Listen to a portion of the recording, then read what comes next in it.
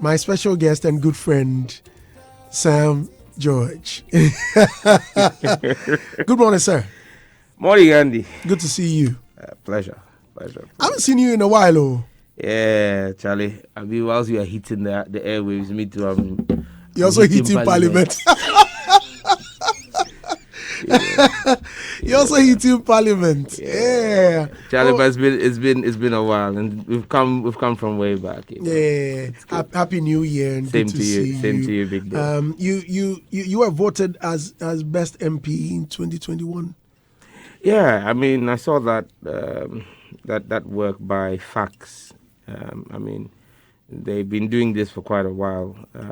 Wasn't just MPs, but CEOs and ministers as well. And well, it's just more pressure not to. I keep saying the only way is up. Kwame Nkrumah said we neither look to the east or the west, we look forward. For me, I say the only way is up. You can't go lower than where you are. And so it's thanks to the team I have that works with me. What you see, the output you see is not just me. It's a huge team of largely volunteers who work with me and make it possible. And this is recognition of the work that they've done and pushed me in front to be the face of. And I celebrate the team that I work with. But what did you do to merit that? Well, you need to ask Facts. I mean, it's a public thing that they run every year.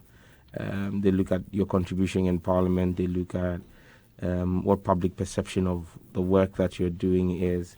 I believe that 2021, we took on quite a number of major public advocacy work, leading to legislation on our bill, which is currently before the Constitutional and Legal Affairs Committee, on the promotion of proper human sexual rights and Ghanaian family values, what people call the anti-LGBTQ bill. We were involved in quite a number of things. I mean, last year I was involved in a major demonstration against government on the back of the National Youth Wing of the NDC. We've spoken extensively against the imposition of the e-levy, the SIM card registration or re-registration. So we've been quite busy last year. This year even promises to be a lot more busy. That much I can assure people, because this year the committee is expected to complete its work and then bring the bill to the floor of the House for debates to begin on the bill. I'm working on a second private members bill that is on disability. That would also hit the airwaves very soon. It's going to be a major game changer with regards to how the corporate world relates with persons with disability. I believe that we haven't done enough for them as a country, and so that's the next private members bill. The technical team that I work with is fine tuning it. It's something that exists in France already. My attention was drawn to it by a very good friend from France, and I think it's something we should localize here as well. There's going to be a ramping up of our advocacy on the SIM registration and the modalities around it and the challenges people are facing. We're going to be talking about. I'm going to be making some statements this year as well on gender equality. Yes. Does that mean you're shifting? You're moving away from the anti-LGBTQ? Not at all. I'm doing everything. I'm not just one person. Then you have a lot on your plate. Yeah. So this year, that's why I said this year is actually going to be a lot more interesting, because when we talk about gender equality and stuff, people just look at it as women. But gender equality is not about women. If you look at the statistics, we're beginning to get more girls in school at lower levels of education than boys. You're beginning to see a higher increase of boys who are being dropouts. You're beginning to see a higher incidence with the threat of terror on our borders. We need to begin to look at young boys who are being left behind, because those are easy targets for recruitment by some of these groups. So for me, I want to broaden the scope of gender equality in this country Okay. to go beyond just girl child. We've reduced the whole gender ministry to a feminist thing. Okay. You know, it sounds out of sort when a man is even appointed to that ministry as a deputy minister, but gender cuts across both male and female, and so we need to have a holistic look at it. So, like I said, this year there's going to be a lot that we're going to do. All of these advocacies, are you getting sponsors for it? I wish I was. Maybe after this program, I will get it. You know, I've been accused of getting money from all kinds of places, but most of everything we do, it's coming from our pocket. Really? Goodwill. And basically pushing what we believe in. And you know, I've spoken about work I would do in Parliament, but in the constituency as well, there's going to be a lot of work that's going to activate this year. This year, I'm going to start my national apprenticeship program. You know, in the NDC's manifesto, the People's Manifesto, there was one of our flagship programs, the National Apprenticeship Program, which was supposed to give skills to young persons. When President Mahama came to outdoor me during my campaign, I made him engage the hairdressers and tailoring associations in my constituency. Oh, nice. Okay. And we handed them 70 sewing machines and 70 hair dryers to initiate the program in Ningo Pram Pram. However, unfortunately, he didn't win the general election. However, I think that it's a fantastic policy that we must have in Ningo Pram Pram, and so we'll be outdooring it this year. We're looking to expand it from 70 hairdressers, hairdresser apprentice, and 70 tailoring apprentices to about 250 to have 500 people undergo that training program where they will get the equipment they need. We're going to pay in full for their training. I mean, each person's training cost anywhere between 2,500 to 3,000 Ghana cedis. Where are you going to get the money to do that? We will find the money. It's my commitment to my people, you know, and so we will find the money for it. You know the reason I asked that? I mean, when I posted that you were coming, Yes. people shared their thoughts, and some of the concerns were roads. Absolutely. I know that MPs are not responsible for construction of roads. Absolutely. But in this case, what is your contribution to the community? All right. I mean, on Twitter, I've had a lot of banter with people over roads. I'm one MP who, even when I was campaigning, made it clear. I mean, some members of my team were very angry with me with my responses because we go to communities and they say, promise us that you'll fix our road and then we'll vote for you. And I say to them that then unfortunately you won't vote for me because I won't make you that promise. Really? Yes, I was very clear about it. I won't promise something I can't do. You know, for me as Sam George, one thing I want to build as my brand is my integrity. And the fact that when I make a commitment to you, you can go to bed. You can go to bank with my word. My word is my bond. That's the kind of politician I want people to see and remember me for. That I'm the man who, when he makes a promise to you, will deliver. That's not how people see politicians. I want to be a different kind of politician. Because you know me, Andy. I am not from a political dynasty. I'm from the streets. And it's the people and the grace of God and hard work that's brought me here. And I must remember where I've come from. And so as far as I'm concerned, it is about my word. And so I will not go and make a promise I don't have control over. No MP has control over the funds for construction of roads. That's the reserve of the Minister for Roads and the Minister for Finance. And so I always make it clear. What I say to them is that I can promise you of one thing. I'm going to lobby for it. I'm going to advocate for it. And look, the Minister for Roads was sworn into office sometime in April, May of 2017. In July of 2017, Ningo Pram Pram was one of the first constituencies he visited on a road trip. I walked around with him, Honorable Amakwata, showed him the state of our major roads that needed work to be done. Some which had contractors on them, but they had not been paid and they were left off. He came there himself, he saw it. I have filed several questions in Parliament and asked.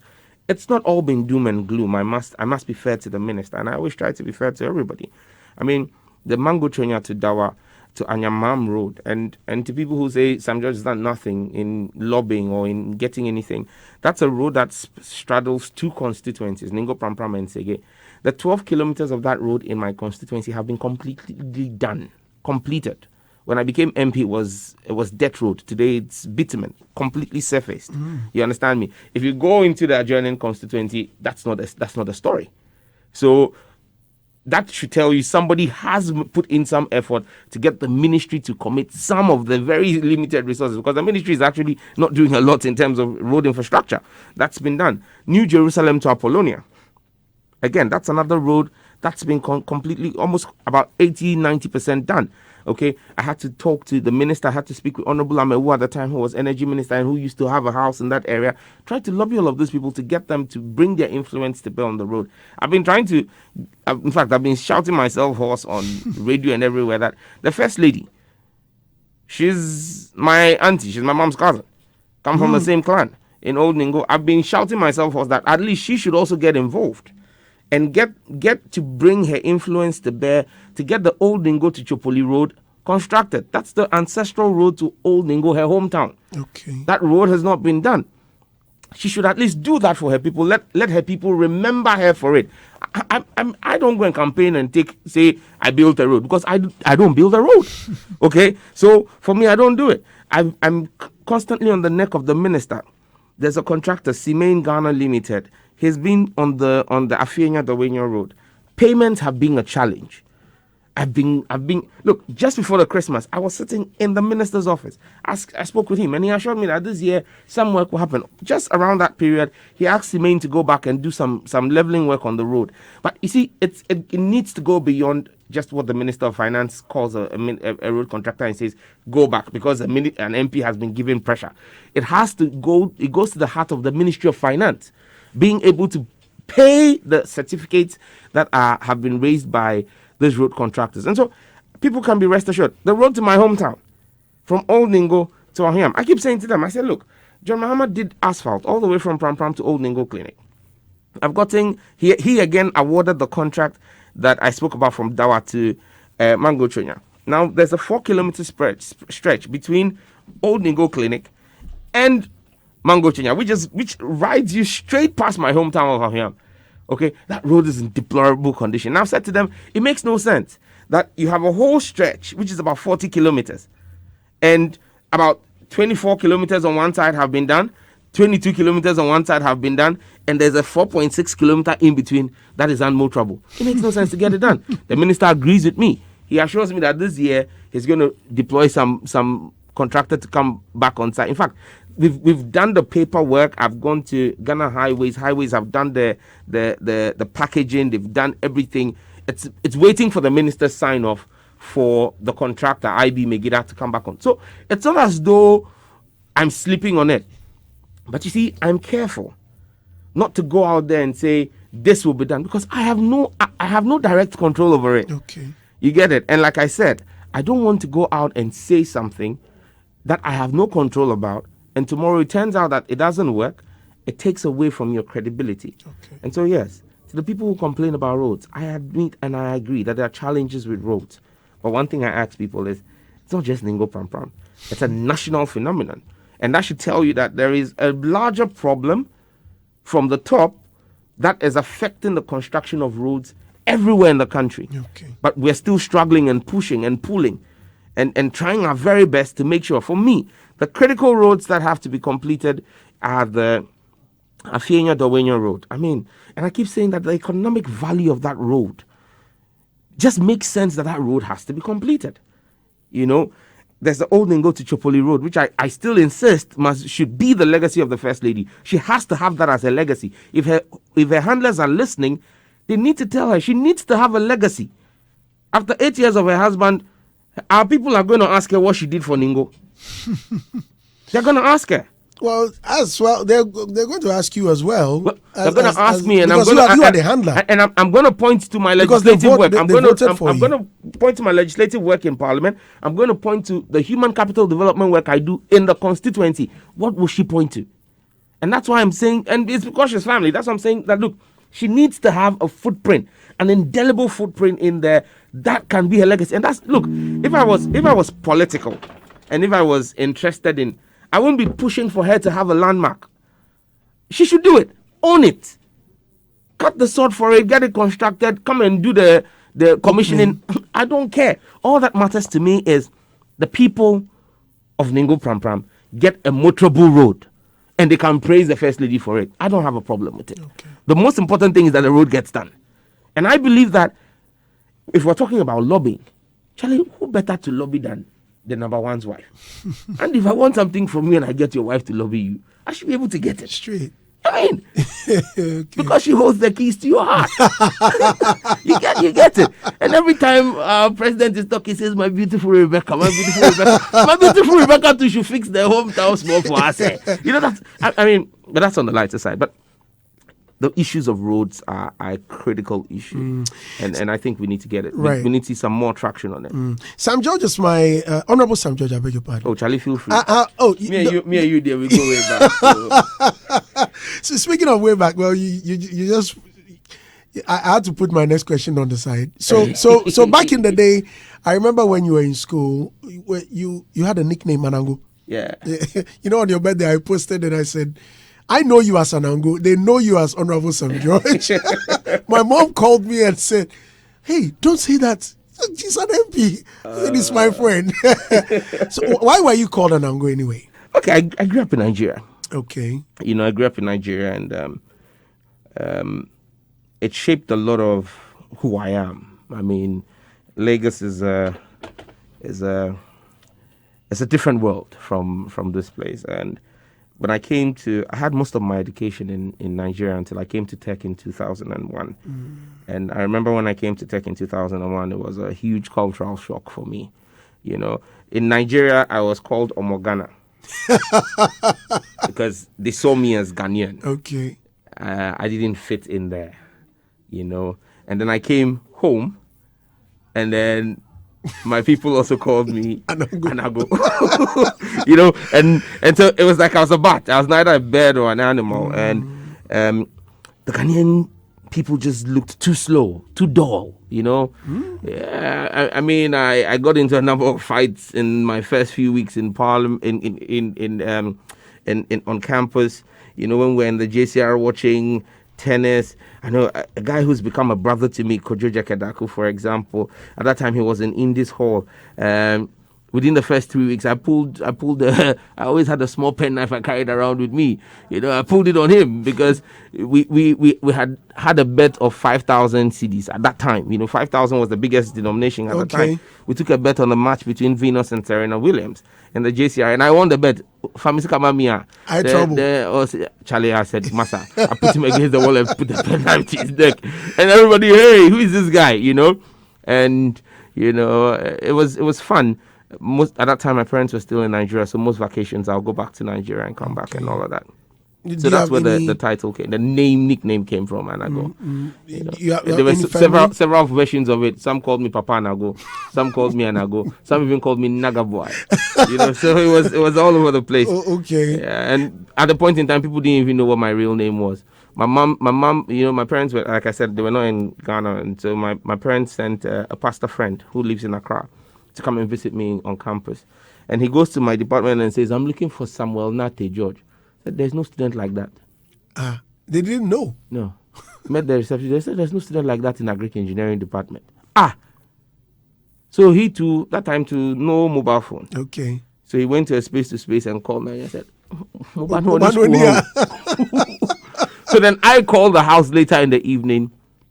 And my father is livid. He's preparing to storm Kumasi and why are you? I said, I'm on campus. No. We sent Pastor Becca, you're not there. I said, come on.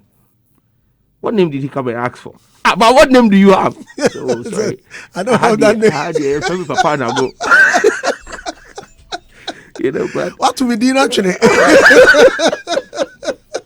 So which kind of father did you have? My dad has been a big influence on the kind of man I am. You know, he's called, I laugh because people call him Gentle George. My dad is quite an imposing figure. He's about 6'2". Hey, really? And thick and tall. You see him, you think he's a military man. My dad was literally a working machine when we grew up. By 4 a.m., my dad is out of the house. Wow.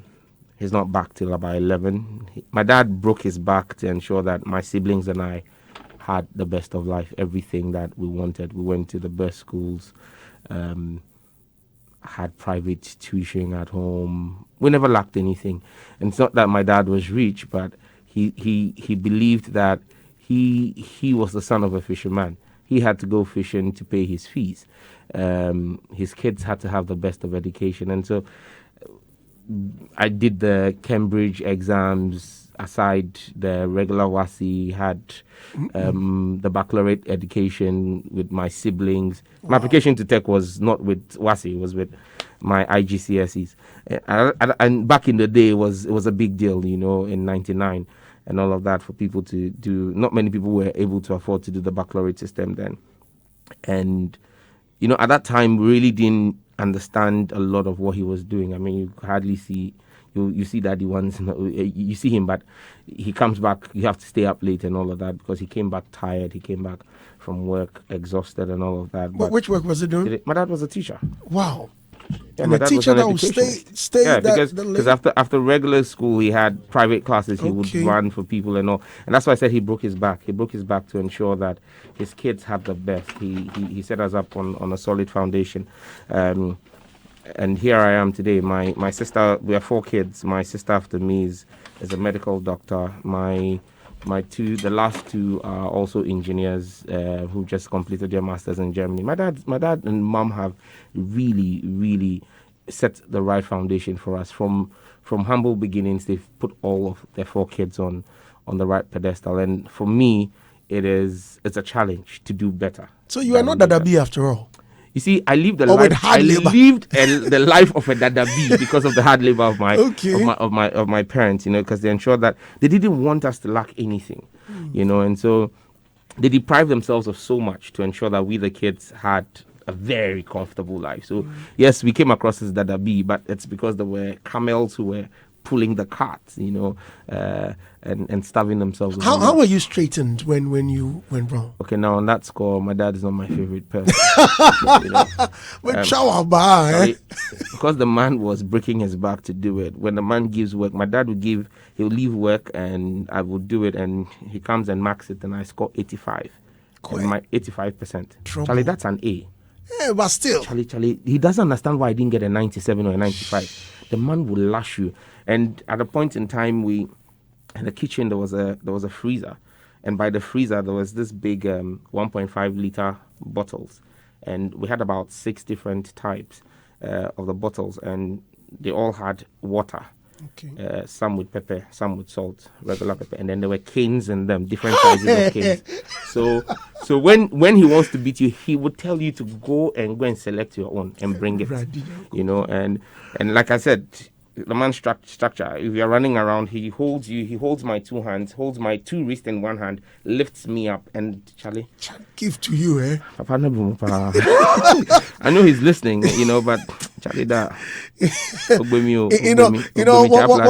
man beats me. And as for my mother, what was your mom doing? As for my mother, at the point in time when she saw that when I hit puberty and I started becoming a man, and she saw that I was becoming too strong for her to beat her heels. Then she used the heels, and my mom has the teeth of a lion. My mom will bite you, she will pinch you, and you can't touch her. So the person is not caning you for you to run, but she's biting you and pinching you. And Charlie, what cry is this? But Charlie, I remember one of the days I told her I was going to church. I was going for midweek service. But Charlie, that time I was the local champion in our area playing PlayStation. Okay. There was a PlayStation tournament, and so I used church as an excuse and went to the tournament. I was playing the finals. Charlie, you had 2 chacha bebre, so boys. 2 chacha says I'd got into the finals, and I will never forget it. It was around the 78th minute of the game. Charlie, I was leading 1-0.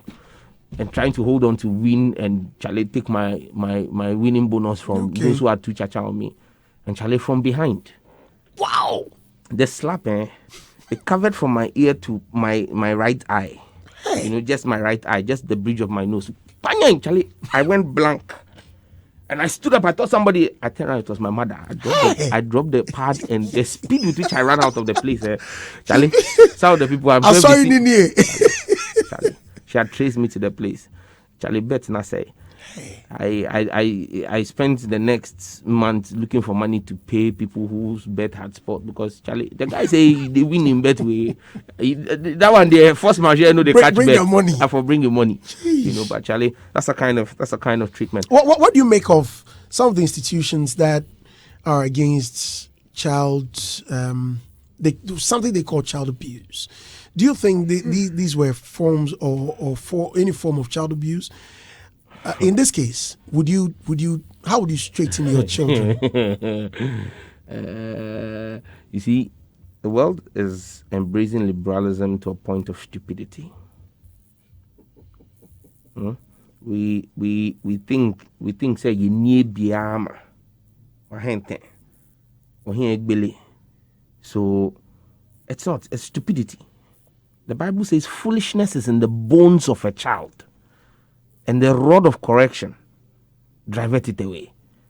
The Bible can't be wrong. You can't tell me that I have the right or have a responsibility to feed my child, clothe my child, accommodate my child, educate my child, but I don't have the right to discipline that child. Haba. Look, every parent has the right, in my opinion, to discipline their child. This whole talk of child abuse no, look, we need to draw the line between what is excessive and what is acceptable. I've got a 6-year-old, a 3-year-old, and a last baby who's almost 2. I cane them. I spank them. Because you see, one year kwala be say, Andy, so mami ambuwa, papa ambuwa wonte ha. Miminyanka me de. Anka wonte ha. Show me any man today whose parents did not set him straight. And go and look at the West and where those whole liberalism and child abuse nonsense is coming from. Those are the places where their kids wake up and get angry and pull a gun and go and kill their mates and kill their teachers and kill their parents. That's the foolishness in the bone of the child that the Bible spoke about. They're creating monsters. So I'm not for the punishment where you say a child should go and lie in the sun and look up at the sun, or excessive caning till the child's skin has peeled. No, I'm not for that. But you can't tell me that a parent or a teacher has no right to discipline a child. How then do you train the child? You get it? So I'm right there in the middle. Look, when I cane Andre, my 6-year-old, when he misbehaves and I spank him, what I do, which may be different from what my parents did, is when he finishes crying, I call him and sit him down and explain to him why I spanked him. Okay. Because you see, we must also bear in mind that the kids who are coming now are different. We're training them to be more expressive. Our time, it was impossible for you to look your parents in the face and ask them questions. I can tell Andre, sit here and ask me why. Okay. He wants to know why. And I don't want him to feel intimidated by anything. So I encourage him to ask questions when he doesn't understand. You get it? And so even when he's wrong and I spank him, what I believe we must do is after correcting the child, don't let the child feel like call the child and explain to the child what they did wrong. Let them appreciate it so that the next time they know not to do it again. That's the way we must go. But to say, how did you become that vocal? Because you are very, very outspoken, very vocal. Are you training your children like that? Oh yeah, I'm training my kids to be able to say their mind and feel free and say what it is. Look, Charlie, what is it in this world? I mean, that you should, and that was a problem I had with Ghanaians when I came in first. You know this funny thing we say about Mpacho we are bia. You know, Ipani abua, catch yourself abua. Mpacho no yedeng. Sabe. Oh, come on. Look, and you just need to listen to British public radio and American public TV, and you'd realize that they're very frank and forthright with some of these things. The people we are trying to emulate. You hear Piers Morgan talk about people and say, look, that's bollocks, that's stupidity. And I keep saying that it's not insulting. You see, we have a certain understanding of the English language that is wrong. If somebody is doing something foolish or stupid, and you say that what you're doing is stupid, you've not insulted the person. You are simply using it as it's an adjective. Stupid is an adjective. You're describing it. You are describing what the person has done. That person is acting stupidly. You get it? But hey, we didn't attempt. And we don't like to tell ourselves the truth. Look, if it is, Kojochu Mbwafo has a saying, my senior brother, he has a saying, he says, look, if it walks like a quack, if it walks like a duck, if it quacks, if it's moving with all of his kids in line behind it like a duck, then, dude, the thing is a duck. Call it what it is. It's a spade and not a big garden fork or big garden spoon. So for me, at the end of the day, look, I am minded, and truth be told, I've tapered down a lot because, politics and people have taught me a lot about the Ghanaian sensitivities. And so, yes, I've tapered it down a notch. But I still think that, look, if it has to be said, it has to be said. And at times, what people need is a rude awakening. People need to be told the truth. People need to be told the truth in their faces. And I also expect people to be able to tell me the truth in my face, And I think that the new generation of Ghanaians appreciate it. The new generation of Ghanaians like people who talk, who give it to them straight, because people don't want to be patronized. I see many Ghanaians as patronizing. They're patronizing you. They want you to feel good. And then behind your back, they're bad-mouthing you. That's not me. What I will say behind your back, I will say to your face.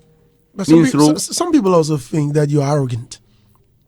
Have you heard it? Yes, I have. And people are entitled to their opinions. I respect it, but opinions are like... Are you arrogant? I'm not. But why do you think they say you're arrogant? Because they're intimidated by my confidence. They have an inferiority complex. That's what it is. And I'm being real and straight with you.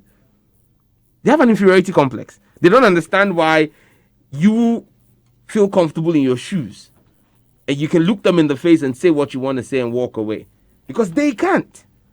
Don't you get scared sometimes? Scared of what? I fear no man. I fear God alone. It's only God who I fear. Even my parents, I don't fear them. I respect man. And there's a difference between respect and fear. And so I fear nobody. I don't fear anybody. What did our president say? That's what Akufo-Addo said. So I don't fear anybody. I respect people. But I believe again that respect is earned. So I don't throw it around. I don't give my respect to everybody. Because the Bible says, what is the value of pearls to swine? Nothing. If you earn my respect, I will give it to you. But you need to earn it. You understand me? And so for me, and I also seek to earn people's respect. I don't expect anybody to fear me. And if you talk to my team that works with me, I keep saying to them, when you have a divergent opinion from my position, feel free to tell me. Because if I hear you bad-mouthing me behind my back, I will fire you. Because I run an open liberal policy. Tell me what you think. Let's have an argument over it. Let's debate it. And maybe you may have a superior argument. And several times, when the argument makes sense, there are things I've told my team I won't do. And when they sit with me and we have a discussion and they let me understand the nuances, why they want us to do that, I yield to them. I say, okay, fine, I'll do it. Because at the end of the day, I've seen the superior argument. I don't know it all. You get it? And so I believe that we must all be able, people must be able to tell themselves what it is. We must be able to have a frank conversation. So yes, I've heard people say Sam George is arrogant, but people who've come to know me personally, Andy, you've known me since 2002. Am I arrogant? 20 years now. Honestly. And this is radio. and like I said, don't patronize me. No. Am I arrogant? No. It's not about patronizing you. I think you are outspoken. You are very vocal. But the arrogance, I haven't seen it yet. But, yes, I've heard people. I remember even yesterday when I told people, even in my area, someone said, oh, Chala, yeah. I went to buy something at a store. And as I was exiting, the lady said, My son just showed me an artwork that tomorrow you are interviewing Sam George. I said yes. I like him, but me arrogant, Dodo. And I had to take time to explain to her that many people don't know how to do the distinction between a confident person and an arrogant person. And so almost every confident person, Ahumaso 24/7. I mean, the person is just confident. The person just knows what they're about, And I'm not perfect. I'm still a work in progress. And I take some of this as feedback, and we try to work on it as well. But honestly, I honestly don't see myself as arrogant. And I've had several instances where people meet me up. We get to meet at a program. People I don't know, or they run into me in Parliament. I don't know them. We have an engagement, and then later I see a tweet of the person on Twitter saying, "Damn, I met Sam George. Dude is a cool guy. I always thought he was arrogant." And I'm like, you judged the book without reading by its cover. You've not read a book, but you've made a judgment call on it. You've never met me. Look, most of the people who say Sam George is arrogant have never met me, never spoken with me. It is publicly transmitted infection. It's FA. Because one person says Sam George is arrogant, it's become the news. Oh, Sam George is arrogant. Ask the person. You see, and I keep saying, ask the person, who have I insulted? Can the person show you one? Or who have I been arrogant to? How was I arrogant to that person? They can't. Oh, yes, it's anoti. Yes. And now you say, yes. Of all the things they say about you, yeah. For me, I was shocked when I heard, he's even a church elder. I beg your pardon. Yeah. Church elder. Yeah. At Prayers Chapel. Yeah. So you were a church elder. Yes. I saw you on the bus and I said, I don't have a casa. How? Church elder. You see, Andy, I posted something, and I think that when I finally write a book, my memoir, I think I have the title for it. It's going to be The Story of Grace. I'm a product of grace. People see, and Randy Abbey summed it up in December on his show. There was a video of myself and my wife at Stone Boys concert. And Randy made a comment I hear. My mom told me, and I went and watched the video. He said there are three versions of Sam George. There's Sam George the elder, the church elder. There's Sam George the honorable. And there's Sam George the lion. So you choose which one you want to see. And one thing people don't know, but I think gradually people are coming to see, is there's a deeply spiritual side to me. And I chose my words very carefully. I didn't say a deeply religious part. There's a difference between being religious and being spiritual. They're two different things. People confuse them. And the people who knew me in Nigeria growing up actually thought I was going to end up as a pastor. And my mom still says that I'll be a pastor. Because as young as the age of 5-6 years, I was holding crusades. Yes, outdoor crusades where 3,000, 5,000 people were attending my crusades in Nigeria at the age of 5. Wow. Yes. So I've had you had organized? Yes, a long walk with God. I have had a very long walk with God. And maybe I'll share this with you. My name Samuel, it's not just a fancy Bible name my parents saw. It's a result of a covenant my mom had with God. My parents were married 7 years, no kids, 8 miscarriages. Hey. Yeah. Now almost mommy a baby for. Or didn't one him. And she went to a church convention, Apostolic Church of Ghana, and went into a covenant with God. Give me a male child, a son, in a year's time, like you did for Hannah. And I will not dedicate him like people dedicate their children. I will hand him back to God. I will hand him back. Exactly a year later, I was born. And that's how come I was called Samuel. Just like Hannah named her son. And Hannah handed her son back to Eli the priest. So I'm a child of covenant. And that's why I don't fear man. Because they have absolutely no understanding of who I am and what I am, and I know what I carry. And so I tell people, be careful, we're not grace mates. That's interesting. We're not grace mates because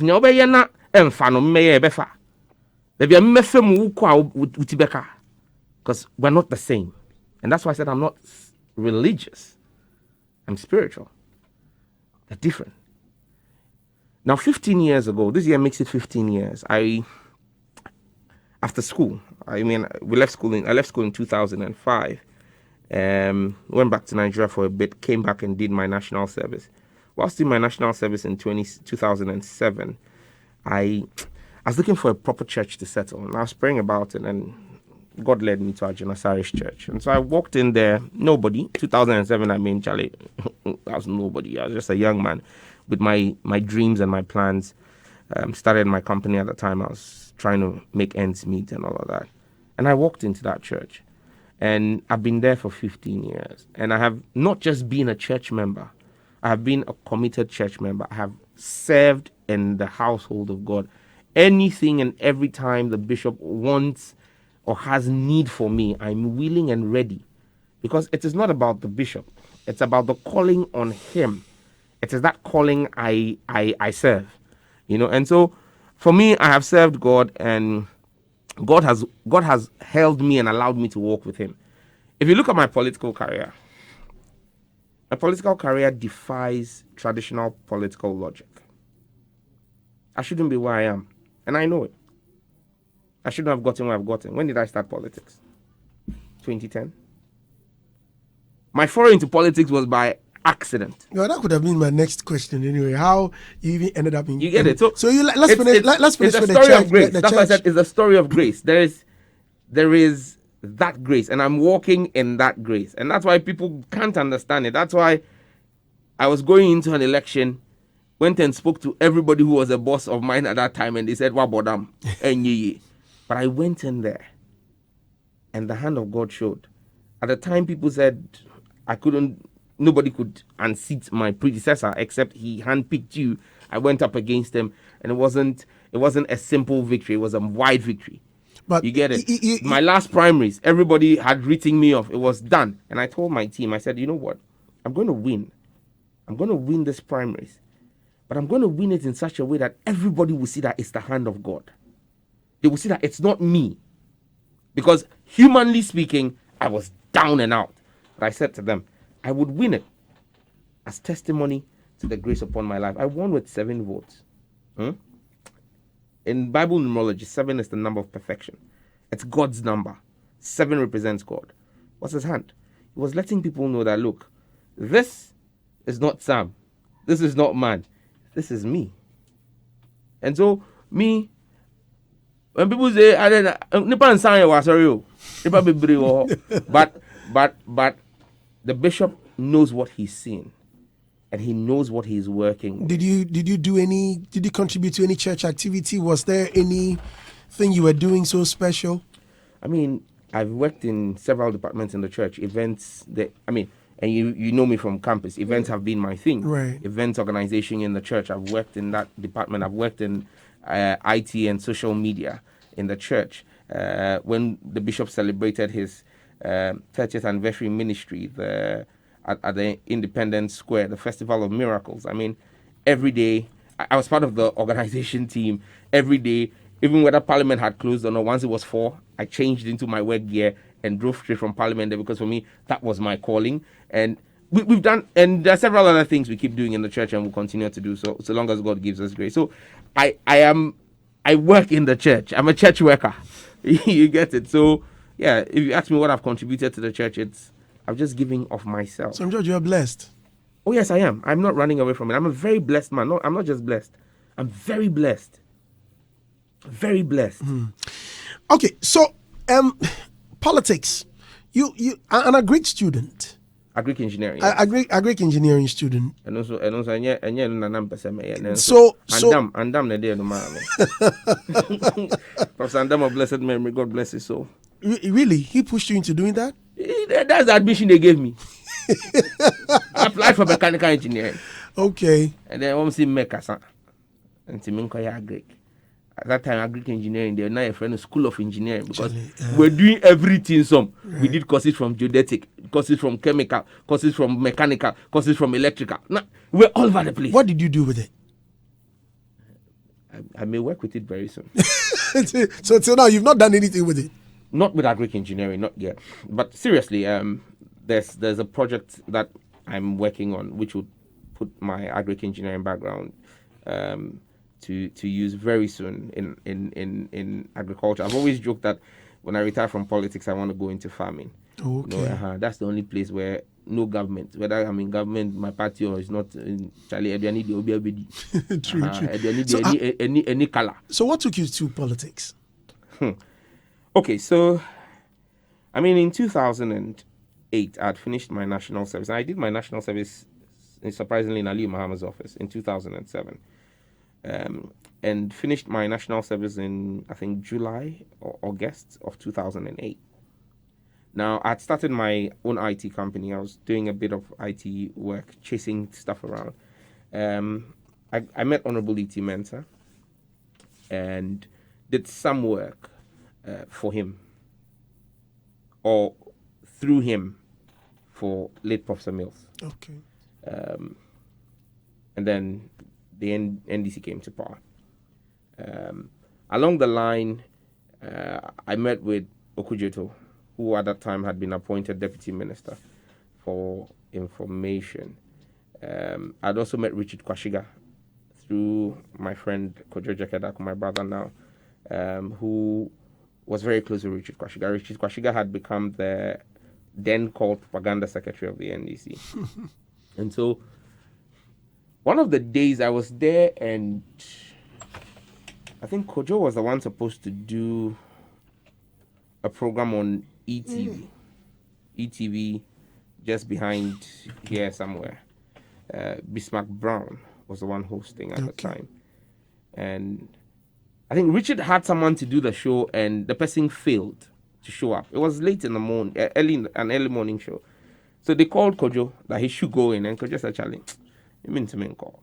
Sam, do you mind going and do this? TV. Okay, no problem. And I went and sat there. Namiko Kasaya. Kojamenum. Kasaya Brofua Kesia. Hey! Papa, I finished the show. Calls. Within an hour, the calls. And where has this boy been? Who is he? I got calls from almost everybody who mattered in the NDC at the time. So did you speak for the NDC? Yeah, I went that day on the ticket of the NDC. I went there to speak for the NDC. I mean, I was affiliated. I always seen myself as an NDC person, but I didn't see myself as a frontline communicator. At the time, I was doing IT consulting for the UNDP on many of their projects in Ghana and the World Bank. And so I started making some good money. I mean, I'd been hustling for like 3 years. And then my company had finally made this breakthrough where at that time we were consulting on 6 different UNDP projects. And, wow. And but isn't it interesting? I mean, someone that worked in the late Ali Muhammad's office. Yes. Ali Muhammad was with the MPP. Yes. And then you end up on the other side. Yes, because even when I went, before I did my national service, we were sent to Bluegate at the time. And part of the vetting that was done, we asked our political affiliations, and I made it clear I was NDC. All of these by the national security, yes, all of these checks. Yes, if they still have their records, they'll see the form I filled. I made it clear I was NDC. Didn't it matter in the office? I was a national service person. Okay. I wasn't a political appointee, you get it. You know. Did you by any chance? My boss at the time was Yawabing Asamoah. Okay. We reported directly to him. I mean, largely all I did was to put my IT skills to use at the disposal of the office. You know, I was made to do a lot of IT stuff for them. Okay, so how did you become E.T. Mensah's boy? Yes, like I said to you, I got introduced to him. I mean, and it dates way back because when I got introduced to him, I let him know who I was. He became MP because my grandfather, my dad's uncle, my dad's mom's younger brother, who was the first chairman of the NDC in Ngo Pram Pram, led a delegation to him as Deputy Youth and Sports Minister and said they wanted him to become the MP 96. People forget E.T. was not the MP in 1992. The MP 1992 was Honorable B.B. Kabo, who came from Ningo. And my own family from Ningo decided, look, BB should become a chief. And they wanted E.T. at the time, who was very close to Flight Lieutenant Jerry Rawlings at the time, to become their MP because they felt that would offer them more. Right. So the old man, Agboa, of blessed memory, was chairman at the time. And they insisted and made sure that E.T. became candidate and became MP for Ningo Pram Pram. So I made him know that I'm Agboa's grandson. And he knew my family, my extended family very well. And so it was easy for him to connect. And we started working. Like I said, there were a few things he needed done for then candidate Mills. I was able to work on them for him, and we built a certain rapport. I mean, and for me, I said something to Kojo in 2003 whilst we were on campus. I said to him that, Kojo, 2016, Meko Parliament. 13 years before. And Kojo is alive, you can ask him. And he said, Meko Parliament. You had that foresight at that time. It hit me one day, we're sitting there, it just hit me. 2016. And I said to Kojo, 2016, Meko Parliament. So, Meko Parliament, well, come do what? I said, because Kojo was my roommate. I mean, we're like brothers. Okay. I said, Charlie, Meko Parliament. When he said, I'm in free room. I'm Meko Ningo Pram Pram. Hey, Ningo Pram Pram. E.T. Mensa. I said, now, better we go to E.T. Mensa. Tough guy. Want to me go to E.T. Mensa. This was 2003. And I said to him that, don't worry. It's that time now we D70. But checking the age. And say, that time now, basically for my mama. This was 13 years before. Wow. And so when I got to meet him in 2008, for me, and everything I do in life, I like mentorship. My company was an IT company. I worked under a lot of IT people to learn hands-on. I didn't go to any IT school. The same thing with politics. My near political science, I didn't. So you didn't go to any IT school? No, I've not gone to any IT school. Huh. Yes, and I'll come to that. It's the power of mentorship. And so I ran a company that was an IT company that was consulting for the World Bank and UNDP without me going to IT school, simply because I learned hands-on. It's the same way when I met Honorable E.T. It was an opportunity for me to learn at the feet of one of Ghana's greatest politicians and take everything away from him. One thing you can't take away from Honorable E.T. Mensah is he is a quintessential politician, understands the game that's called politics. I learned a lot at his feet, and I'm eternally grateful to him for that opportunity. I learned at his feet. I worked with him for years. I never took a pay because, my company was working. I wasn't a paid staff of his. I worked for him. Look, and I did everything for him. I worked with him as a father and as a boss. When we have visitors to the house and they eat, some plates at the Akko kitchen. If he wants me to shine his shoes, I will shine his shoes. I went there to learn. And I learned. Today, people think that Sam George or the communication sector, Manko communication school bia. Manko telecom school bia. When President Mahama appointed me in 2014, he seconded me to Omani Buama's ministry. But everything I could read, any document I could see, anything that passed, I basically buried myself in it to learn. I was put on the board of the National IT Agency, NITA. I just buried myself in there and built on from what was my regular IT stuff where I was doing hardware, web development, software development, and moved and focused on telecoms and that sector of the thing. And basically just learned. So for me, it's about learning. And currently, as we speak, I'm learning a new craft and a new trade. But again, it will shock people when we start speaking in that sector as well. But I believe in learning. I believe in subjecting yourself to, in 2013, 10, I was on Good Morning Ghana with Gabi Ochidako. Gabi can be my pa. But I'm grateful he did. What did he say? There was something about law, and I was quoting the Constitution. And when I finished, I because my canyon sapa. Gabi showed me and say, "Oh, but you have no degree in law. You don't understand the law. I hear you're an engineer. You cannot speak about the law." The next month, I enrolled in law school. Wow. Yes. Because of that? Yes. And had an LLB from the University of London. And as we speak, I'm almost done with my LLM. I've completed my LPC. You get? Wow. I like challenges. And so that's the kind of person I am. I'm driven. So it is for me. Like I said, it's the story of grace. There is that when I sit back and look at my life and the trajectory and how I move, it's like there is that hand that knows the end from the beginning and just keeps moving me through the maze of life. It's a very interesting story you're telling. What is your relationship with E.T. Mensah now? Oh, I'm his MP. He's my constituent.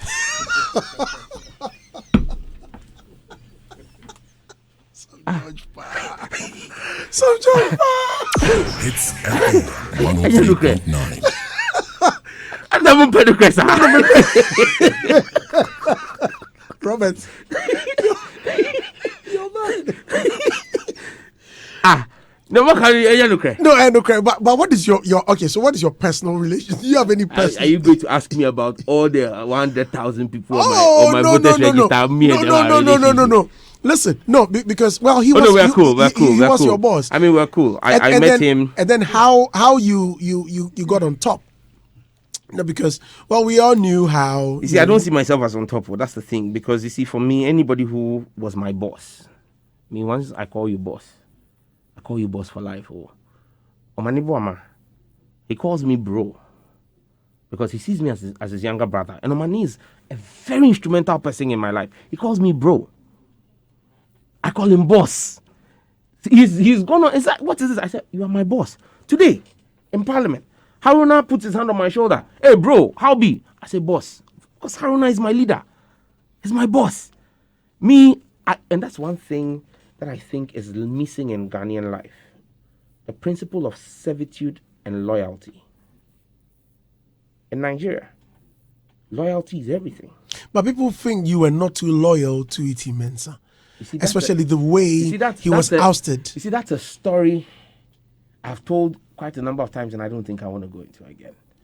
But you see, loyalty cuts both ways. And with loyalty comes integrity. When I sit with you, I told you one thing at the beginning of this interview. I want to be that politician whose word is bond. When I give you my word on something, no, it's final, it's sealed. Okay? When I sit with you and we agree on something, don't try to play a fast one on me, because I'll hold you to your word. Honorable E.T. Mensah, with the greatest of respect, knows what the agreement was.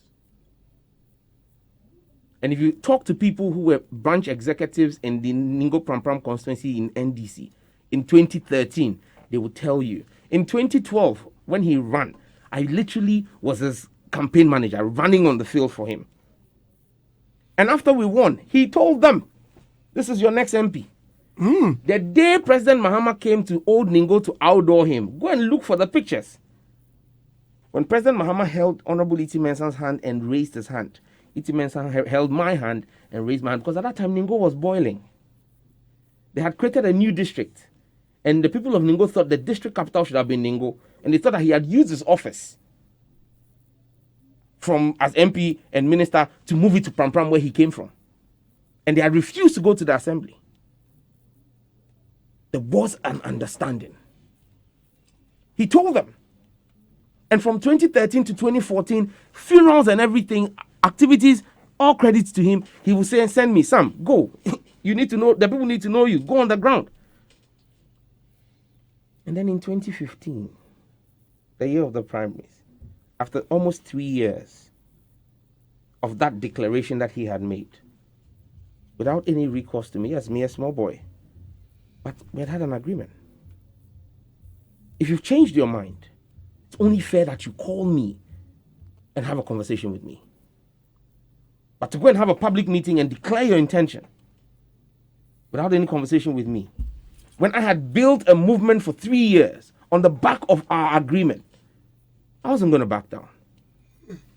And so I went to his office in the old castle at the time, 2 weeks before I picked the form, to officially inform him that I was going to run. And even that day when I went there, I was hoping he would see me and give me the respect that was due me and say, I think I want to run. But he didn't say anything. He said, okay, his head. He'll think about it. I said, okay, fine. Really? So it means he did not even give you support from the beginning? So if this is the way he wanted to go down, be a battle to the end. Wow. And so I did not betray anybody. I stuck to an agreement that had been had. An agreement that several people knew. Look, I can call names.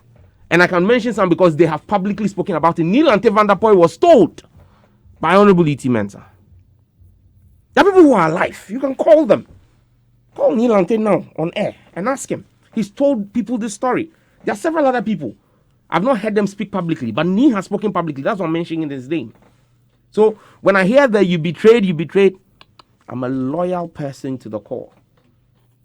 But my loyalty doesn't make me stupid. And my loyalty is not blind. And I expect people to equally be loyal to whatever arrangements and agreements that we have. If you try to cross me, I won't let you. Hitz 103.9 FM. My special guest in the studio is Honorable Sam George, MP for Ningo Pram Pram. And I see a lot of tweets and a lot of comments coming in for you. I'll let my honorable members here. You're also in our parliament. So Mr. Speaker, I don't know who wash a suit. You should wear Ghana. You see. Only one person is wearing Ghana. Charlie, it's something we even discussed this morning. What do you make of that? His concerns about made in Ghana, where he even mentioned that it must be made mandatory. Charlie. We'll be right back. When we come back, Honorable Sam George will speak on that. Again, the concerns of the creatives. We are in a creative space. It looks like we've been left behind when it comes to policy making, when it comes to parliament, when they are discussing issues about the country Ghana. Well, President Mills' time, we had our fair share, but what happened afterwards? Are we considered, after all, especially in our space? We think that government doesn't even care about us. When we come back, Honorable Sam George will also share his opinion. Let's not also forget, e-levy is also on the table. Stay with us. And then the infamous LGBTQ+. We'll be right back. A lot of people don't know about your entertainment background. I mean, I remember back in the day, you hired me to come and play at your events. At that time, you were Ghana's number 2. Now you're Ghana's number 1. And you were Osei Chrome's number 1. Charlie. So I brought the number 1 DJ in Osei Chrome to come and play for university students. You did well. You did for that time. The hit song was Sradinamo. Yeah, you know. Sradinam. So in Parliament, you don't discuss creatives. Why is it so? It's not that we don't discuss creatives. You see, Mr. Logic, have you eaten today? And you keep yawning and yawning.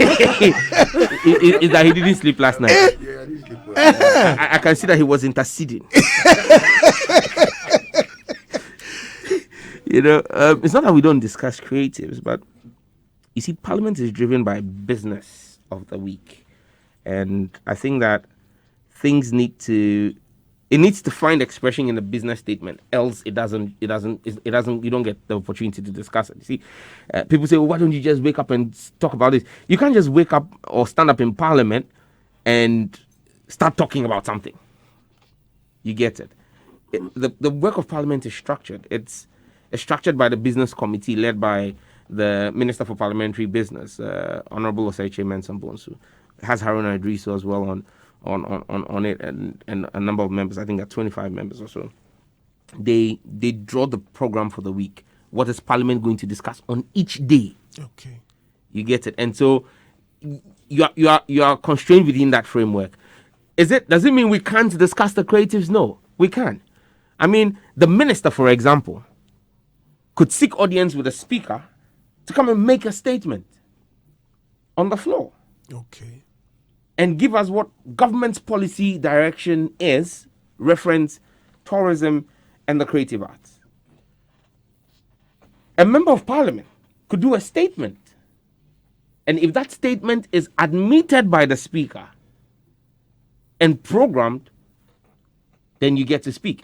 But again, that's a very complex. It's easier for the minister than a member of parliament.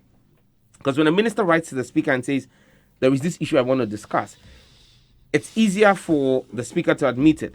I have a statement that was admitted. Remember, there was some time I did a rant on Facebook on Facebook and Twitter about the young boy who died in my constituency because there was no ambulance. Yeah. That same day I did a statement. It's been admitted by the speaker. That was, I think, in April last year. It's been admitted by the speaker. But since April, it's been admitted. But for it to be programmed by the business committee, for me to make the statement, it's almost a year. So even though it's been admitted, because there's a whole long queue. There's a whole long queue. And so you Uber D-line them. That's basically what it is. But when the minister comes, take for example, Apiati happened.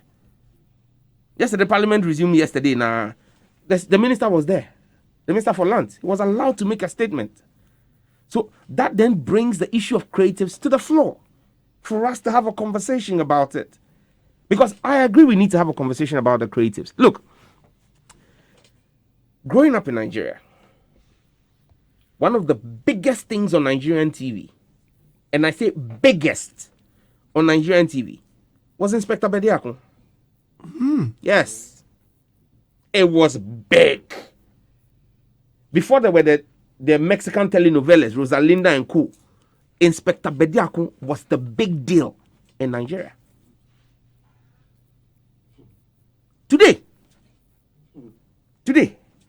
show me one world-class Ghanaian production that we can export. We are struggling to even find expression on Netflix. 2 nights or 3 nights ago, I watched with my wife The Making of King of Boys on Netflix. They've done the movie, done the limited series, and now they've done the making, which is also on Netflix, yeah. And you look at the production and what has gone into it. And I'm not surprised because in 2004, 2005, I was still in the university at the time. But when I went to Nigeria, I saw a move. And you see, the creative art industry is a long-term project. It's not a short-term project. At that time, the government decided that they were going to put investment in the creatives. And EcoBank was one of the places that actually they used to create the funding to boost Nollywood. And so the bank put money at the disposal, backed by government, at the disposal of the movie makers. And so all of a sudden you saw a new crop of script writers and then cinematographers and people, and there was money to pay for production. And then gradually you go back into your archives, watch Nigerian films in 2000, watch them in 2005, watch them in 2010, and you will see the improvement in their production. It was a conscious effort led by government, but powered by private sector funding to boost that industry. That's when you had the likes of Ben Murray Bruce and Co. starting Silverbird Cinema. There is a cinema culture in Nigeria. King of Boys, they raked in millions, about 100 million naira in 4 weeks from cinemas. In Ghana, how many cinemas do you have? Awesome. How many cinemas do you have?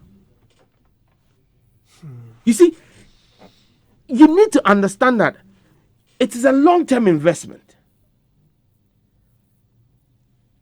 Before the Christmas, I was on Netflix and I saw Amina. That's Queen Amina. of Zaria.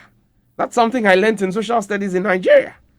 But at the same time, even while they were teaching us of Queen Amina in Nigeria, they told us that there was a Yaya Santiwa. Whether it is true or not, that is the folklore. Have we packaged our story? Charterhouse brought in the South African story, Umoja.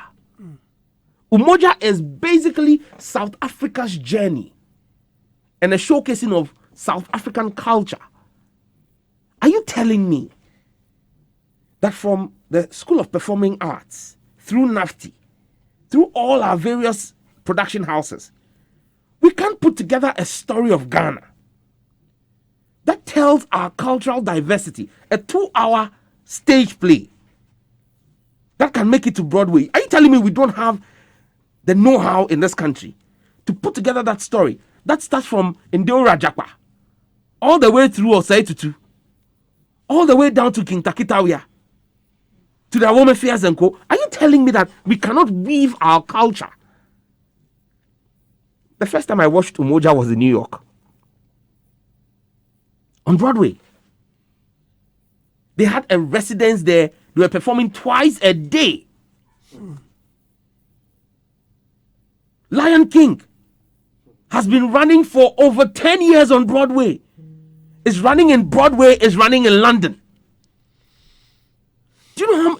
I mean, we're talking about unemployment.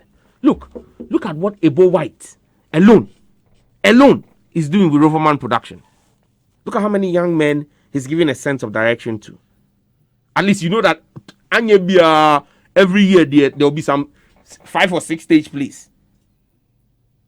Can you imagine if we decided that the 12 billion Ghana cedi that was lost to corruption in 2020, we are going to take tight 10%, 1.2 billion over the next 5 years, and 1.2 billion is $200 million at conservative exchange rates over the next 5 years to have a proper creative arts story in this country. And look at how many young men and women we can put in employment. Shatta is fighting Nigeria. Yes. It's a frustration of the system. In the 70s, Ghanaian music was the ish across West Africa. High life. In the early 2000s, our hip life was what it was. Nigerians didn't have any response to us. They were still banking on Fela Kuti's music to respond to our hip life. At the time of Brafo and Lord Kenya were setting the whole world ablaze. At the time of Konfo Kwade came out and Charlie, he Kaunai Tusu. Charlie, Maware, I mean, you know, it was it. Samini, then Batman. I mean, Kokovelli, KK Fosu. Look, Nigerians had absolutely no response to us. TikTok. VIP. I mean, look, Charlie, we were in a world of our own. But again, what did we do? No conscious effort by the state and by private capital to invest in that sector. And again, it comes to what I think is a problem of our country. Ghanaians celebrate mediocrity. We are content with little. When Ghanaians see somebody who is pushing for more, is that not how they say? Or to know, or pray. Because you want more, because you're not satisfied with enough, because you want to excel, you want to drive for more. Ghanaians will fight you. We fight our own. Nigerians celebrate their own. Look, it's not just in secular music, even gospel music. Gospel music. We complain that DJs are playing secular music, Nigerian music, even in gospel music in the church. How many Nigerian songs are not sung over Ghanaian songs in the church? True. If it's not Nathaniel Bassi, Then it is Timmy Godfrey. What are we talking about? In every sector, they have blown us out of the market. They have blown us out of the market. And it's simply because we don't celebrate our own. It's simply because we are not putting our money where our mouth is. It's simply because we are paying lip service to what we need to actually be putting resources into. Is that true, though? I understand. Okay, so Sam George, looking at this, as a young parliamentarian, what can you also do? What is your contribution to this? Okay, you see, me, I like to be real. I can sit here and tell you the fine political answer will be, I'm committed to ensuring that we put pressure on government to raise funding, and I'm committed to ensuring that the creative see. That's fine, bro. But on the ground, Adenankasana say. And this is where I opened fire the last time. And people thought that I was attacking Mark. No.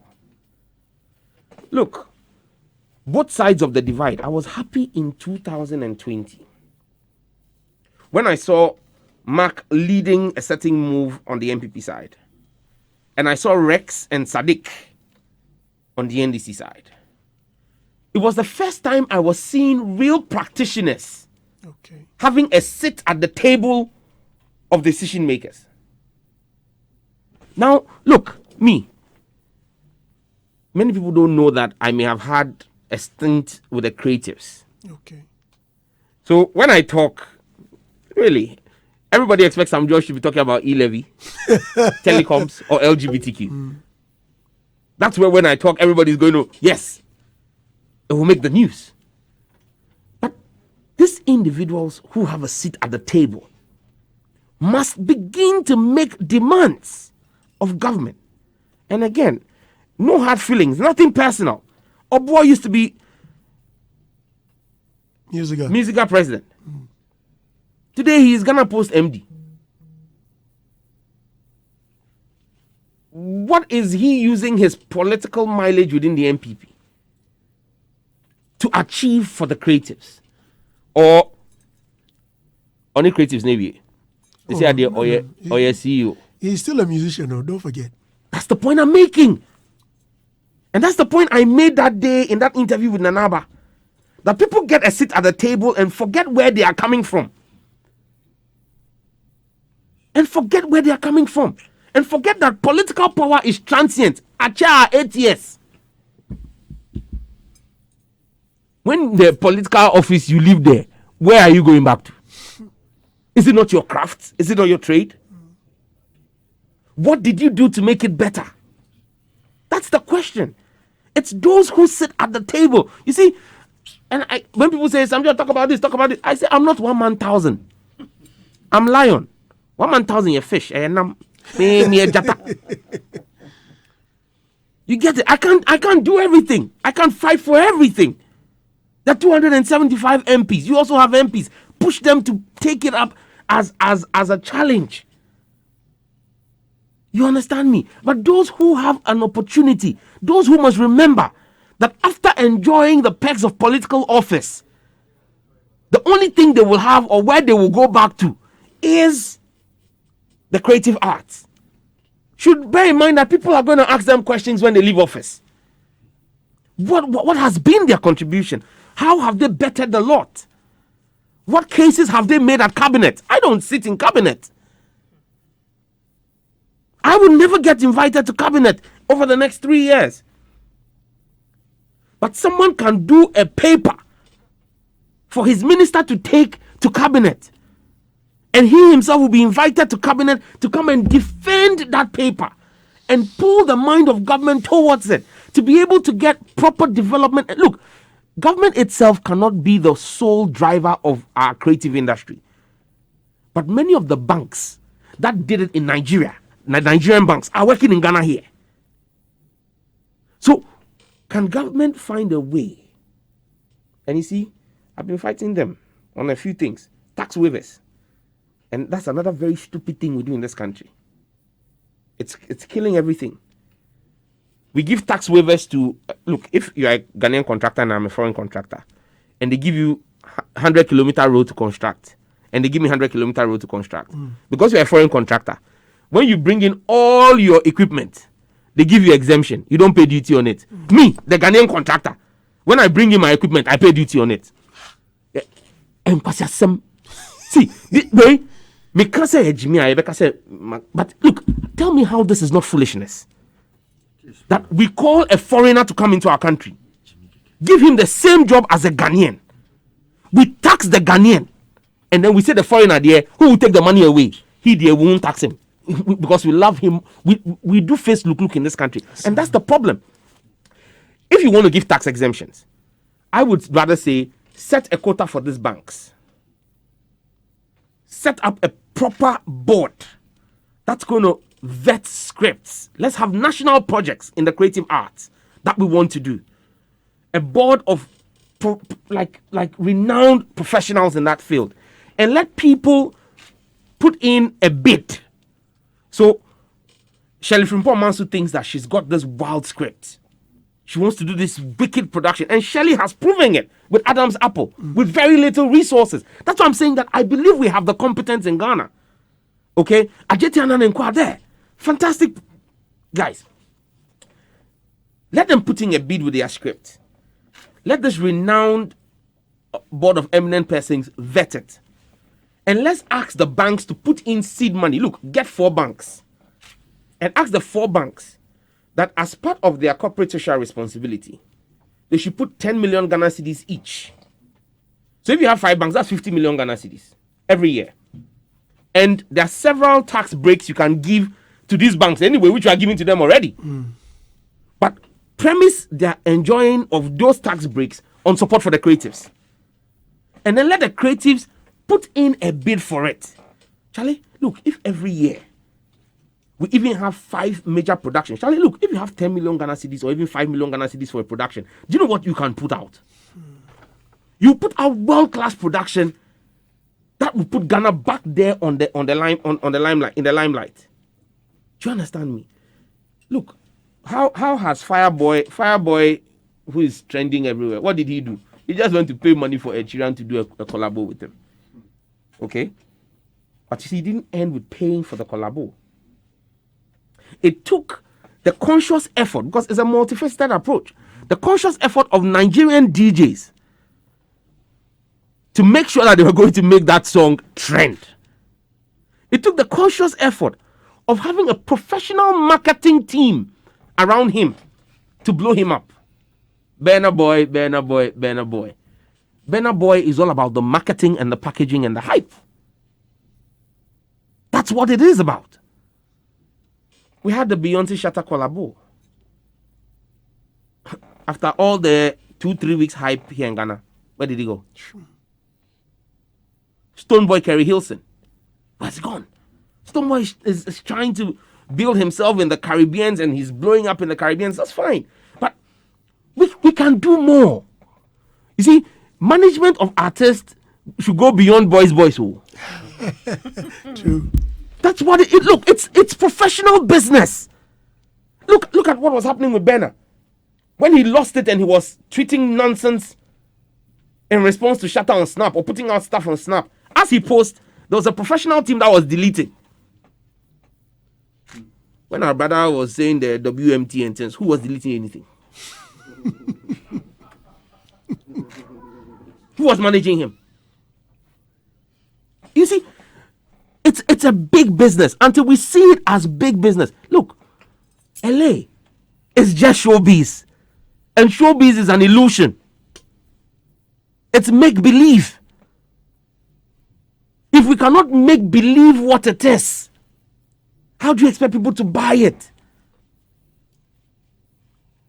And so it's a concerted thing between proper management of the artist and the talent, opportunities for funding from private sector, government policy to back it, and the artists themselves allowing themselves to be managed by professionals. That's the only way we can do this. Nice one there. All right, Honorable Sam George. I'll let my honorable members come in. It looks like, well, they've been sitting. I'm really enjoying the interview that I just have to be quiet and listen. Gugurumaja, yeah man. Charlie, come. Anyway, good morning to you. Honorable Marco Krekumante is listening. Okay, nice. Your friend, eh? Nice.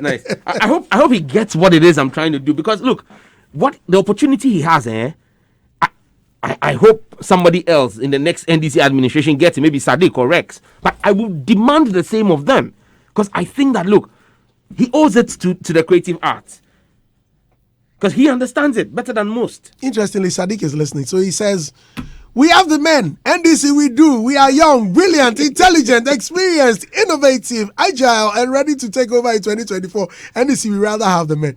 Now he says, in fact, Honorable, when JM set up the Exim Bank, part of what he intended it to do was to fund exportable products, including creative products, which has assumed exportable status today. Today, we know what they used the funds in the Exim Bank for. It's funding activities of a private radio station founded by a member of the family and friends. If the funds in the Exim had been utilized well, we wouldn't have actually even needed the private banks to do so. Hey, Sadiq, politics. Well, and your politics here, no credit. You see the problem. You say politics. What kind of crano? I say politics. Good morning, Honorable Kerashigbe. Good morning to you, sir. My senior. Chamber of Telecom. Yeah, my boss with that. Pastor Brian Martin, good morning to you. I hear you are speaking at IS. Yes, I got an invitation from him. I'm an IS ambassador. Oh, fantastic. Yes, so I hear you are speaking. Yes, I've been invited to speak at IS. Nice. It will be great. The Logic. Martinez, good morning. Good morning, boss. Right. The floor is yours. Let me begin with you, Martinez. Okay. Let me greet your cherished listeners and fellow honorables here. I mean, I'm enjoying the discussion. Very, very insightful. I have one more. We have to go to the LGBTQ. So I beg, if you can speed up. I know you. So. I mean, Sam George is one of the finest we have in politics. Very vibrant and vocal. He's spoken a lot. And what really touched me that I'm so happy about is the fact that he wants to start a project to support the disabled. I mean, it's very, very, very, very brilliant idea, because and sometimes we see the stress they go through the streets when they even want to cross the road to the other side. No one to help.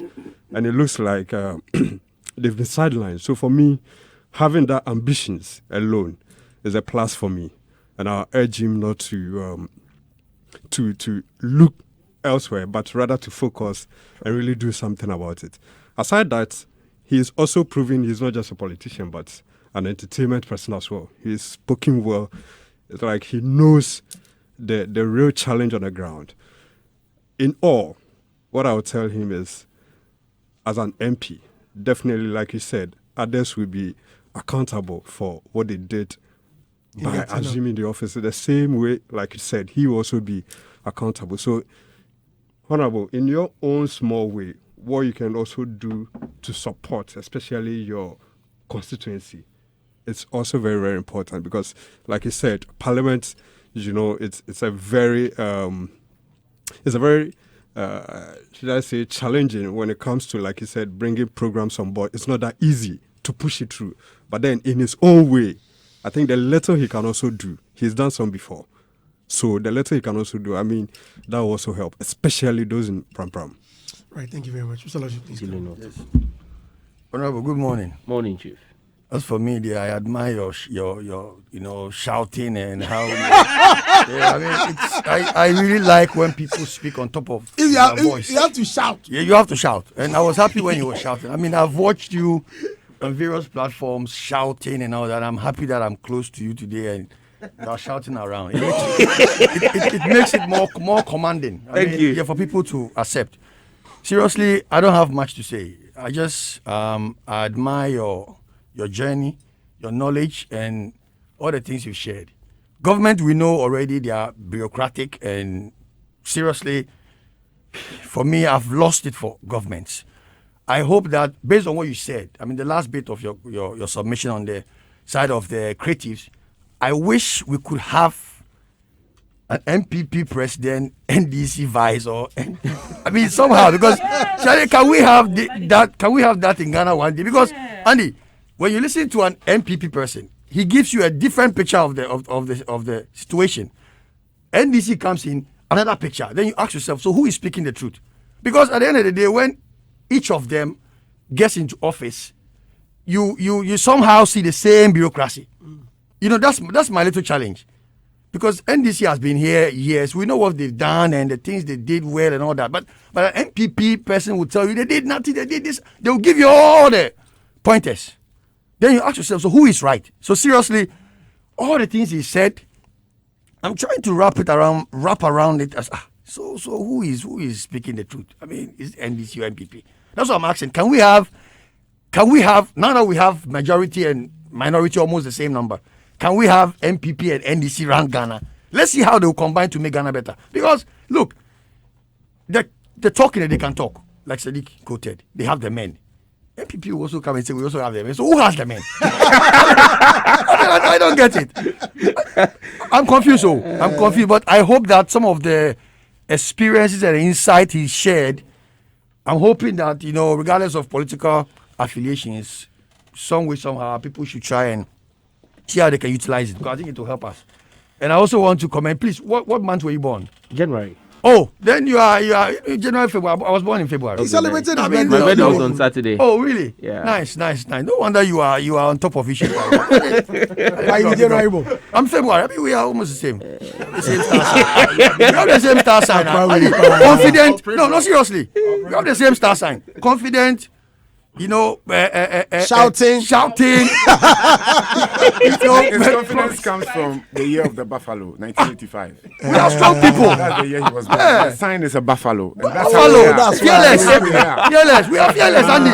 We will tell you our mind. We tell you our mind and we exit. Yeah. That's Okay, it. no So when you wonder. mentioned his birthday, I said, okay, Yeah, that's where that's the where character the traits are coming trends from. coming The same. I mean, honorable. Yeah, I hear you. Birthday. Yeah. You also January. My honorable Kekumanti. Yes, Okumanti also January. Yesterday. Okay. Yeah, Yesterday it was his birthday. Oh. his birthday. And the Honorable Mark, belated happy birthday. So honorable, big up yourself for all the you know the achievements and all the contribution that you've made with your people and your party, and also Ghana. Robert.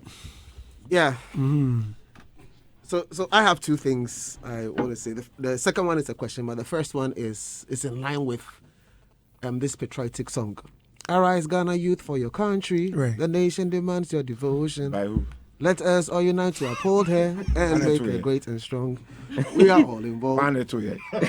So the Answer the Oh, question. forget about that one. Ismail Adam. And Ismail Adam. Oh, no, too, yeah. Let me educate fine. you. Ismail Adam. I didn't say I didn't know. I didn't answer you, so put that one aside.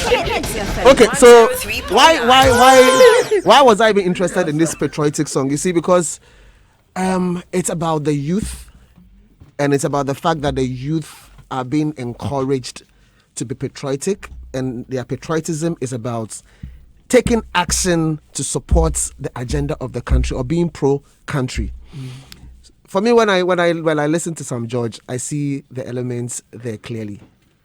Young, fighting for country, not falling for the Tona syndrome. Tona is talk only, no action. Being a role model and inspiring younger people to believe that they can also, take action and, become fruitful in the future. And, these days we don't have a lot of role models because of, integrity issues and all of that. And, so he's an inspiration and the fact that one of the key things I like about him is the fact that superior arguments should always win. And clearly was demonstrated in all the arguments he had with international folks. And for me, these are elements and traits that makes him stand out.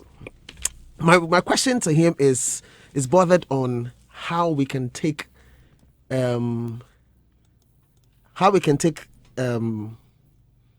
something from like a policy from the books and give it the physical equivalence it deserves. What do I mean? In 1990, the United Nations Convention on the Rights of the Child was ratified by Ghana. Article 29 of that convention states that education is supposed to help students unearth their talents and then develop it. Development of talent, one of the key areas of that clearly is when it comes to the arts, it's music, or it could be dance, or it could be any of these things. So because this is more about entertainment, I want to just focus on the entertainment aspect. And so our schools are not about this business. So you can go to school and you have talents for music and everything, or dance, but the school will not mold you or create the platform for you to actualize and make this stand out. Yeah. But Ghana has ratified this UNCRC. So my question is, how do we pick something from the documents that is binding on us and make it work? You know, how is it done? And because you are the lawmaker. Yeah. So I need to just understand how it works and what can be done. I'll be brutally frank with you, Andy, and the team. It's about political will. When a politician decides that they want to do something, there's only one thing that can stand in their way: God. True. When a politician decides they want to do something, a politician with power, nothing can stand in their way. When President Akufo-Addo said he was going to give every district an ambulance, did he not buy? He went ahead and bought it and delivered because he felt it had political capital for him. He needed to make a political statement with it, and he did. You know, same thing with President Mahama. I mean, for him, we called him Commissioner General. Because for him, he wanted to see projects completed. He would do it. He wanted to do Kwame Nkrumah Circle interchange. What did they not say? Kaswa, the interchange there. How many press conferences did President then candidate Akufo-Addo not hold? The man said, "I'm doing it. I will do it," and he finished it. So it's possible to get it done. The problem is political will, because the know-how exists. What you're talking about, if you go to many of our private schools, exist extracurricular activities for the kids.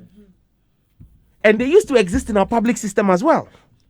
In fact, our universities used to give sports scholarships. My uncle, he traveled Yes. because of this. People used to get full tuition paid for them. They just wanted you to come and be a student in the school so that you could be on the school sports team. Why? Because the university sports games and then the intercollegiate intercollege school games were big at the time. We've killed all of that. And so, because you've killed it, Asamoah Gyan and Co. Asamoah was from Accra's sports team. That's how he came out. He was developed in Accra. So, the point is, until we go back to, and that leads us to Black Stars and Indomie and whether they won Indomie or anything. But you see, if the sports and the creatives go hand in hand. People in the US get scholarships to go and be on cheerleading teams. Some to be in the brass band, the drum line, and all of those things. Why can't we also embrace that so that you give people you give them a foot to be able to exercise their craft, but also get a degree at the same time? It's going to point. Look, our educational sector needs a whole overhaul. We don't know whether we are doing 2 terms or 3 terms. How much more extracurricular activities as this will be termed? That's where the real problem lies. Okay, our universities are still churning out graduates based on the need of Ghana in 1957 and not based on the need of Ghana in 2022. In 1957, Ghana was exporting persons to the rest of Africa who were supposed to be part of their civil services. Portuguese speaking, Spanish speaking, so you had Legon churning out people doing the languages, classicals. Where is Ghana exporting anybody to today? Yet we are still admitting people there. Many people in industry today, many businesses in Ghana today who employ university graduates have to take them through training program because our world of work and our world of academia are disconnected. There is no connection between what you are doing in school and what the world of work needs. So you have graduates who are unemployable. They have unemployable skills. It's a reality. We need to sit down as a country, both sides, NDC and PP, and say, look, this is what we need as the blueprint for our country. Every day we are toying with the kids' lives. We are doing 4 years, then we are doing 3 years, we are doing 3 terms, then we are doing 2 terms. What kind of, I mean, okay. But are we not messing up the lives of these kids? If you don't even have the fundamentals. Look, it's been 2.5 years. Kids are in school and there is no teaching material for the curriculum. There are no textbooks. So So if we've not even done this fundamental, how then do you even begin to discuss the issues of extracurricular activities? That's where the problem lies. Right. So it's about political will. It's about us seeing it as important. That look, what is important? Yes, being able to stand on a political platform and say, I have done free SHS is good. But what is more important is what is the quality of that free SHS? What is its value to us? And you see, as I blame the politicians and demand political will, the people also have a responsibility. When the people and the citizens of this country make political victory a consequence of what slogans you can put out and what fanciful things you can sell to them, if you want a scam, the best scammer will win your hearts. Ghanaians believe in scam. We like fanciful things. When someone comes and stands here now and tells you the truth, this is what it is, this is how we need to go, you won't vote for him. And I come and do one, then you like it. Don. Yeah, Andy. Yeah. Thank you very much for the opportunity. And Sam George, Charlie, welcome to our studios. Thank you, bro. Yeah. Sam, you talked about the fact that Ghana doesn't have any play or any enactments. I mean, trying to promote our culture, etc. But I don't think that is entirely true. I don't know what I've heard about IE, a National Theatre production that talks about our culture, rich Ghanaian culture, and also the tricks of Kwekwa Nancy. You know, I mean, I just wanted to bring this to your attention. Probably. So that's evidence of the problem. Yeah. The fact that if you can open the lines, how many people know this? What noise has been made about it? How big a production is it? When was the last time it aired? You see, when was the last time it aired? They need funds. Oh, I mean, it's been airing at the National Theatre. Probably you do not know. Yes, because maybe you're not interested in that. No. Yes, you would have known. I don't come across as someone who is not interested in the creatives. I attend as many shows as I can. Okay, the point I'm making here is, how many people know about this? And let me ask you: is it out of interest that you attend shows or out of political clout? You know, because some politicians attend shows just to identify. I love to do the shows. It's not really interest. Let's get that one straight. Well, for me, and you see, for me, if you talk to many of the young comedians, I don't just attend their shows. I put my money in it. I support them when I can. I give the little I have, not by way of buying tickets. Like, can you give an example? But saying, Charlie, I know you are going to do this show, so here's like some 5G, or here's some 10G if I have. So you supported Lord Morgan? To try. No, he mentioned that he knew Lord Morgan. That's why I'm asking. Yes. You see, he said he's not met. I said he sent me his songs and all. That means he knows him. He knows him. But they haven't met. Yeah. So the point I'm making here is, for me, I like the entertainment. It's a way of me engaging on a certain level with people. Okay, so it's not about political clout. It's because I enjoy doing it. But you see, that you miss the critical point I'm making. If if it was a world-class production, it would be selling itself. You don't need to ask anybody about who is into the creatives, about Umoja or about the Lion King. It's a new creation, though. I mean, maybe it's a new thing. So that's what I'm saying. That look, you need to have it needs to be packaged right. You see, and production is not just about having it running. It's about the quality of the production. I hope at times you are watching a production, and the kind of lights that are being thrown, it's hurting your eyes. You get it? So you don't even enjoy the show. That's what I'm saying. Look, production is expensive. So yes, you may have something running, but of what standard and of what quality is it? Is it exportable? Yes, it's very exportable. Is it something that can go and gain residency in LA or in New York? Those are the questions we must ask ourselves. And those are the issues I'm raising. I'm not saying that the National Theatre has done nothing. You may do a production, but maybe your whole production budget is 40,000 Ghana cedis. That is less than the costume budget for a production in Nigeria. Yeah, but it's understandable if there's no money, available. And that's what this show is supposed to do. It's supposed to draw the attention of how we can raise money for the industry. All right. Else it goes back to the point I made about us being content with little.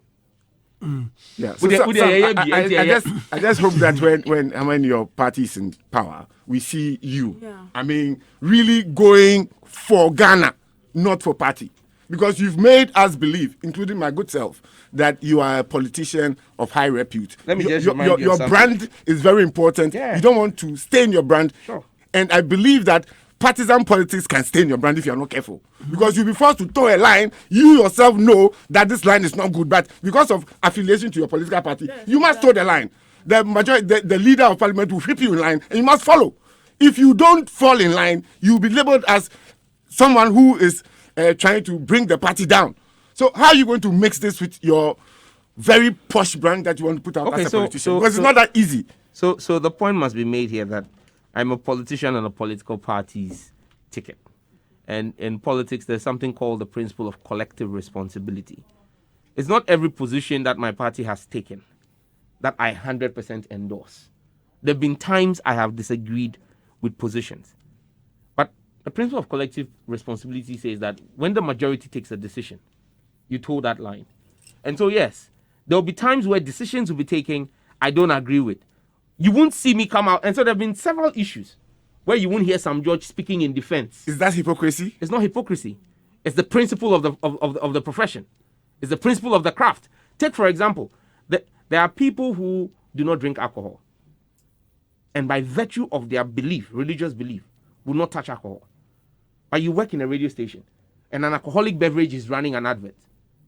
Would you say that because of that you are resigning from your job? If you won't resign from your job, you don't expect me. But there have been times where the party allows you to also go out and speak if you have a divergent opinion. And I can give you a typical example. In 2014, I was working in the office of the president at the time. President Mahama was talking about cutting the cost. He arrived in parliament in February to address the nation, the State of the Nation address. He arrived in a saloon car. And ministers of state came in Land Cruiser. I sat in Joy FM studio and bashed ministers of Asempa and bashed the ministers of state who came to the State of the Nation's address in Land Cruisers. Because I said to them, the president is walking his talk.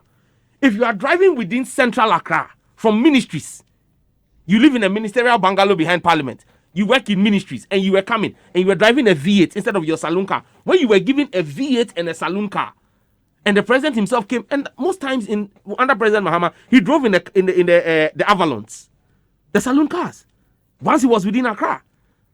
And so I took government ministers to task and bashed them. So I am not one who is afraid of stating his mind. However, like I said, there's a principle of collective responsibility. If you want to go solo, then that one you run as an independent candidate. So do you remember PC Apiafori? Yes. So how would you put his stance? Because some Ghanaians see him as the epitome of what you are describing that you want to be. How much success did he achieve? No, now you are thinking about your personal gains. Now you see now Ghana. You see now Ghana is not longer your focus. You are saying how much did he achieve? Don't get emotional. You don't understand my question. Oh, no. When I said how much did he achieve? Let me flow. Let me just answer that. If I land, you will not ask me that question. No. When I asked you how much did he achieve, I wasn't talking about his personal achievement. He took positions on issues. How much did he achieve in securing those positions? When he took a stand alone and said, I disagree with this, did he succeed in changing the public perception or his party's position? No. No, but he got himself people believing in him that he's the kind of politician Ghana needs. Many times. Who would look at a problem and say, look, you are one of me, but what you are doing, I disagree. And come out publicly. Not only when the opposition does it, then you come out so strong. I'm looking at how you are going to balance it. I want you to become a fine politician. Honestly, Sam George, I admire you, I like you. So I'm just I'm doing troubleshooting here.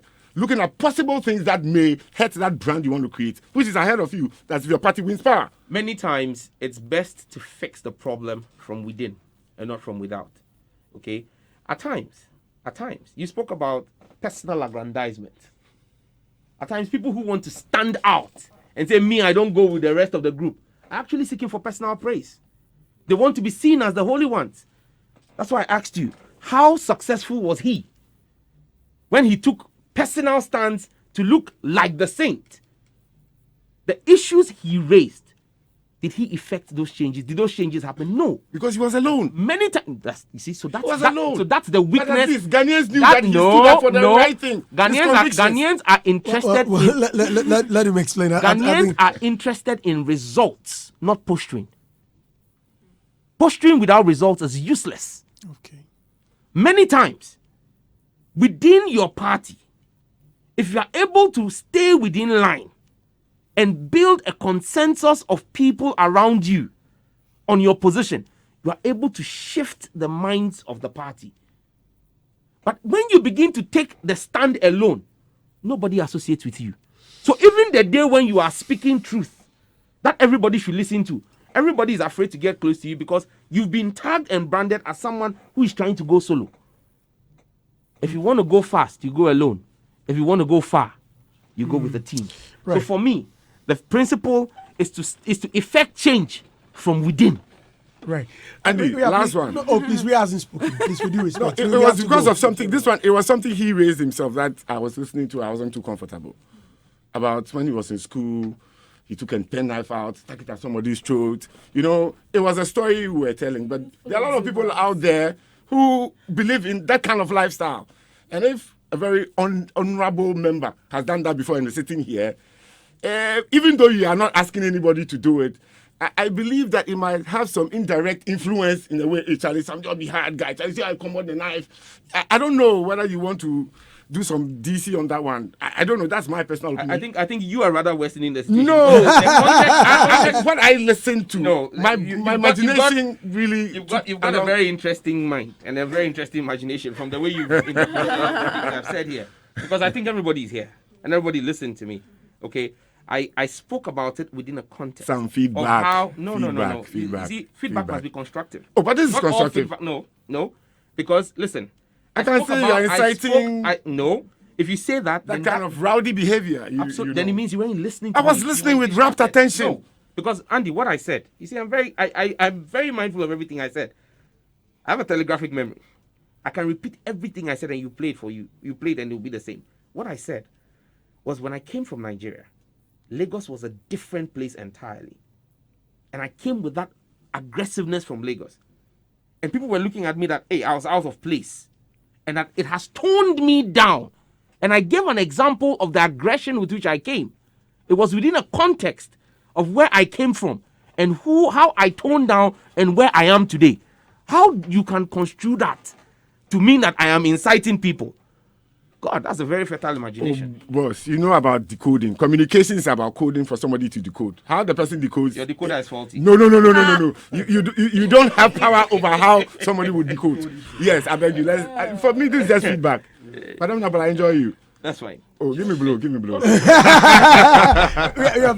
Unfortunately, I have so many questions, but I think we are pressed for time. I just wanted to know if you had any presidential ambition. Huh? Presidential ambition. It's wrong with them. I'm meaning kakra. No, honestly, and with It's true because immediately, you know Abraham Oinijan, right? Yeah. Legendary filmmaker. Yeah. Immediately I put it out there. Abraham said, "This guy is a presidential hopeful." Mm-hmm. Yeah. I beg you guys, you let me grow. I'm my mother's first son. I'm just 37. do you have the ambition? My ambition is to serve the people of Ninja. Just as you mentioned that I'll go to Parliament.